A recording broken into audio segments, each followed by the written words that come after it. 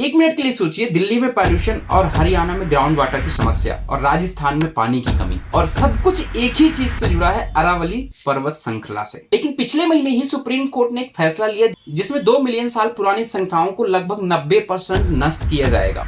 तो सवाल ये है कि क्या ये पहाड़ियां केवल पत्थर देती हैं या कि मानव का जीवन भी। सुप्रीम कोर्ट के इस फैसले के बाद देश के लोग सड़कों पर उतर आए। अरावली को उत्तर भारत की रीढ़ की हड्डी कहा जाता है। अरावली दुनिया की सबसे पुरानी पहाड़ियों में से एक है जो 692 किलोमीटर लंबा है और 2 मिलियन साल पुराना है, जो दिल्ली, गुजरात और राजस्थान में फैला है। ये उस समय की पहाड़ियां हैं जब पृथ्वी में डायनासोर पाए जाते हैं और अभी भी इसे उत्तर भारत का फेफड़ा कहते हैं। अरावली की पहाड़ियां वाटर का बहुत बड़ा रिसोर्स है। बारिश के दौरान उसकी दरारों में जो पानी जाता है और वही दरारों के जरिए पानी नीचे भूमि में जाता है, जो ग्राउंड वाटर को रिचार्ज करता है। अरावली का मात्र 1 हेक्टेयर एरिया 20 लाख लीटर पानी रिचार्ज करता है। और दूसरा, हवा की गुणवत्ता को बनाए रखता है। दिल्ली में जो कोहरा जमता है, जो धुंध जमती है सर्दियों में, उसको रोकता है। जो थार रेगिस्तान से हवा में धूल मिट्टी के कण उड़ के आते हैं, उनको रोकता है। और जिस दिन ये पहाड़ी नहीं रहेंगे उस दिन दिल्ली का पॉल्यूशन लेवल 4 से 6% बढ़ जाएगा। और यदि ये अरावली नहीं होती तो आज थार रेगिस्तान दिल्ली तक पहुंच गया होता। 20 नवंबर 2025 को सर्वोच्च न्यायालय ने एक फैसला सुनाया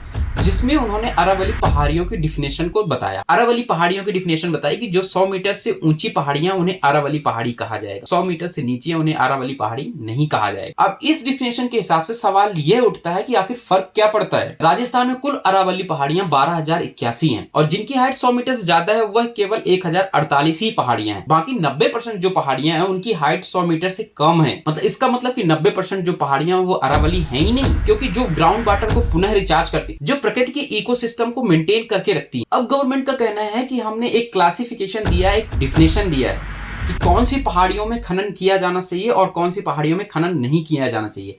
हमने अवैध खनन को रोकने के लिए ये डिफिनेशन दी है और इस डिफिनेशन के हिसाब से 90% पहाड़ियां चपेट में आ रही हैं, क्योंकि जो कई सालों से गैर कानूनी खनन हो रहे थे उसकी वजह से ग्राउंड वाटर बहुत नीचे लेवल तक चला गया है। 2009 में सुप्रीम कोर्ट ने स्ट्रिक्ट प्रतिबंध लगाया था कि अरावली की पहाड़ियों में भू खनन नहीं होगा, लेकिन 2020 और 21 में गैर कानूनी खनन बहुत तेजी से बढ़ रहे थे। तब 2024 में सुप्रीम कोर्ट ने एक कमेटी का गठन किया जिससे यह डिफिनेशन बनाई जा सके और 20 नवंबर 2025 को एक डिफिनेशन बनाई गई। जिनकी हाइट 100 मीटर से कम है वो अरावली पहाड़ी नहीं कहलाएंगी और जिनकी हाइट 100 मीटर से ऊपर है वही अरावली पहाड़ियों में काउंट होगा। तभी 20 नवंबर से यह ट्रेंड में चलने लगा #सेफ अरावली। और 11 दिसंबर 2025 अंतरराष्ट्रीय पर्व दिवस से अरावली विरासत जन अभियान की शुरुआत होती है, जिसमें जमीनी स्तर पर आंदोलन किए जाते हैं। और 17 दिसंबर को कांग्रेस मोर्चा ने अभियान चालू किया और 19 और 20 दिसंबर में हरियाणा में आंदोलन हुए और उदयपुर में वकील सड़क पर उतर आए। जयपुर में सैकड़ों लोग सड़कों पर मोर्चा निकाल रहे हैं। कोर्ट का कहना है कि 1992 की नोटिफिकेशन के बाद हर राज्य